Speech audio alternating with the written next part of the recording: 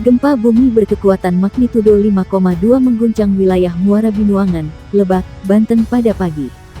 Gempa yang terjadi pada pukul 7.35.50 WIB ini juga terasa di Jakarta hingga Bogor. Berdasarkan laporan Badan Meteorologi, Klimatologi, dan Geofisika, pusat gempa Banten ini berada di laut 66 km tenggara Muara Binuangan atau pada koordinat pukul 7.43 LS-105.88 BT. BMKG memastikan, gempa yang berpusat di kedalaman 10 km itu tidak berpotensi tsunami. Namun masyarakat tetap diimbau mewaspadai potensi terjadinya gempa susulan. Tidak berpotensi tsunami. Saran BMKG, hati-hati terhadap gempa bumi susulan yang mungkin terjadi, bunyi peringatan dikutip dari laman resmi BMKG. Hingga berita ini ditulis, belum ada laporan terkait dampak gempa bumi yang berpusat di Binuangan, Banten tersebut. Namun getaran gempa juga dapat dirasakan di sejumlah wilayah. BMKG melaporkan, gempa dapat dirasakan dalam skala 3-4 mmi di wilayah Bayah, Banjarsari, dan Taman Jaya. Kemudian skala 3 mmi dirasakan di wilayah Serang, Pandeglang, Malingping, Ciptagetar, Cikeusik, Labuan, Tangerang, Panimbang, dan Cinangka. Sementara wilayah yang merasakan getaran gempa dengan skala 2 mmi yakni Tangerang Selatan, Bogor, Cianjur, Sukabumi, dan Jakarta.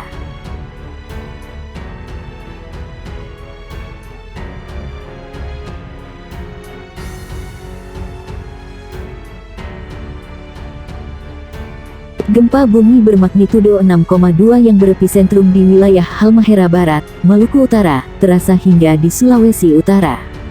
Hingga kini, belum ada laporan korban jiwa. Kerusakan bangunan yang terdata hingga jelang tengah malam hanya Aula B Gelanggang Olahraga RW Momisidi Manado. Gempa terjadi sekitar pukul 20.51 WITA dan berlangsung sekitar 15 detik. Warga di bilangan Wanea, Manado, yang ketakutan sontak berlarian keluar rumah. Sebab, guncangan gempa sampai menggoyangkan barang-barang yang berada di dalam rumah, atau setara skala 3-4 Modified Mercalli Intensity. Safitri warga Kairagi, sedang berada di kantor ketika gempa mengguncang. Biasanya gempa di Manado enggak terlalu kencang, jadi awalnya saya tenang-tenang aja.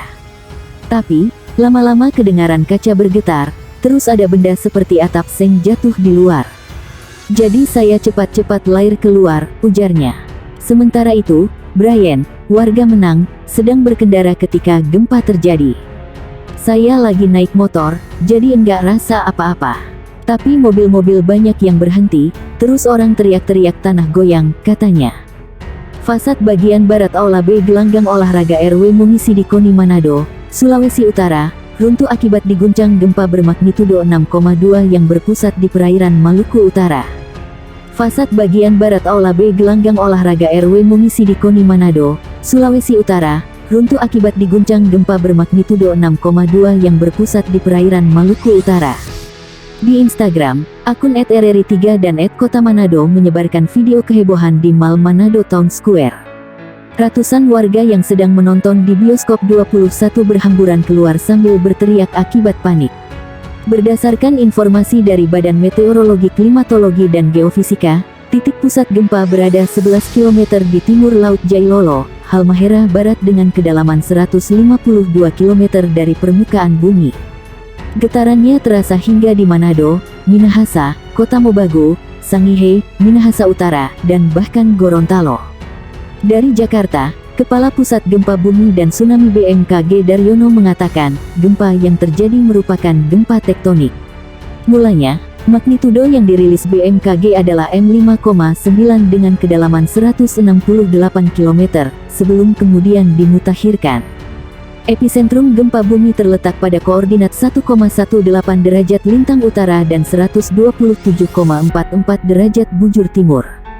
Dengan memerhatikan lokasi epicentrum dan hiposentrumnya, gempa bumi yang terjadi merupakan jenis menengah akibat adanya aktivitas subduksi lempeng laut Maluku dengan mekanisme pergerakan naik atau thrust fault, tutur Daryono. Staf pemerintah Provinsi Sulawesi Utara mengecek Aula B Gelanggang Olahraga RW Momisidi Koni Manado yang fasadnya runtuh akibat diguncang gempa bermagnitudo 6,2 yang berpusat di perairan Maluku Utara. Staf Pemerintah Provinsi Sulawesi Utara mengecek Aula B Gelanggang Olahraga RW Mungisidi Koni Manado yang fasadnya runtuh akibat diguncang gempa bermagnitudo 6,2 yang berpusat di perairan Maluku Utara. Ia juga menegaskan masyarakat tak perlu panik karena gempa bumi ini tidak menimbulkan potensi tsunami. BMKG juga belum mencatat adanya gempa susulan dari epicentrum yang sama. Namun, sekitar pukul 23.30 WITA, terjadi gempa berkekuatan M3,2 di Laut Maluku dengan kedalaman 33 km, tetapi getarannya tak lagi terasa. Masyarakat kami imbau agar tetap tenang, tidak terpengaruh oleh isu yang tidak dapat dipertanggungjawabkan kebenarannya. Kami juga mengimbau masyarakat untuk menghindari bangunan yang retak atau rusak akibat gempa. Pastikan rumah Anda tidak ada kerusakan akibat getaran gempa yang dapat membahayakan kestabilan bangunan, ujarnya.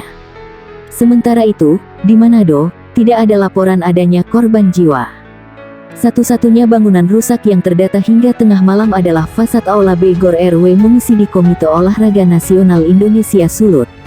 Bahan yang dipakai adalah lembaran aluminium berbentuk persegi dengan rangka besi yang berkarat di beberapa titik.